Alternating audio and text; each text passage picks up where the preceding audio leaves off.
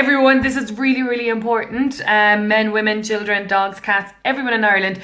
Today, I've been sent information. Well, I haven't been sent information. I'm not a detective. This isn't undercover stuff. Most of you know Pádraig Ó Suilleabháin in NUI Galway, who does a lot of research and I suppose education on dog breed legislation and so on. He sent me the Veterinary Ireland policy document on the control of dogs 2016. They've done a review on what they think of the legislation and what needs to be done here going forward. So this is really, really important. This is really, really exciting. I'm going to read some of it to you guys here now. Veterinary Ireland calls on the Minister for Housing, Planning, Community and Local Government to review the Control of Dogs Act 1986. This legislation is 30 years old and in need of updating to reflect current scientific opinion and more recently enacted legislation.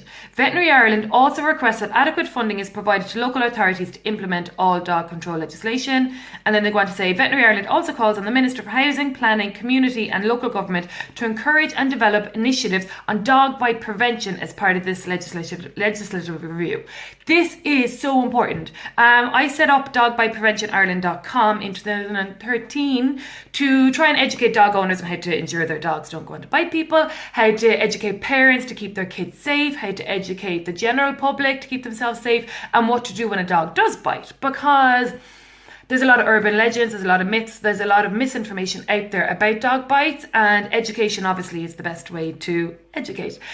So the fact that the Veterinary Council are calling on the government to introduce proper legislation, proper education and dog bite prevention schemes is just so important. I'm so excited about this because there's so much we can do. I have so many ideas and nobody wants to get bitten. I don't want to get bitten. Kids don't want to get bitten. No one wants to get bitten. So we need to do the right thing to prevent it. Banning breeds or restricting breeds or a silly little slap on the wrists aren't going to do it.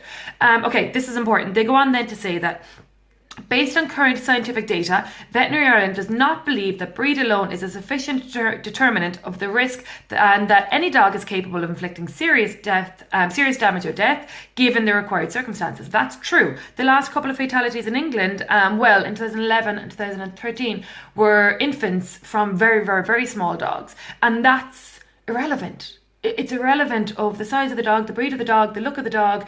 What's important is how the dog is brought up and how people step in when the dog does have problems. They go on then to say that new legislation is required to clearly define the nature of effective control as it currently applies to dogs and with the responsibility of the dog owner to ensure both public safety and animal welfare is maintained. So what this means for us is that us that are dog lovers and understand that breed is irrelevant when we're looking at dog bites. When I investigate a dog bite, when I sit down with someone who's been bitten, when I sit down with a dog owner whose dog is bitten, the breed has practically nothing to do with it. We're going to look at the circumstance, the background, how that pup was raised, the situation when the dog bit, medical history, is the dog currently in pain, and all that kind of stuff. So anyway, that doesn't matter.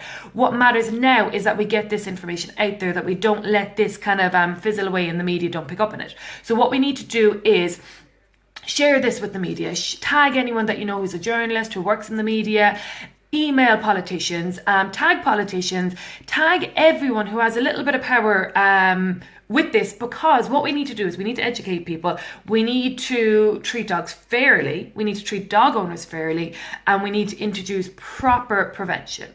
So what I want to do, I've loads of ideas, but things like with the Dog Bite Prevention Ireland website, I wanted to start creating a bit of a buzz coming into the summer every year before the schools break. We wanted to do like a dog bite prevention week where we're going to educate, go into all the schools around Ireland, get the media behind it, do a bit of publicity on what to do to avoid dog bites and so on.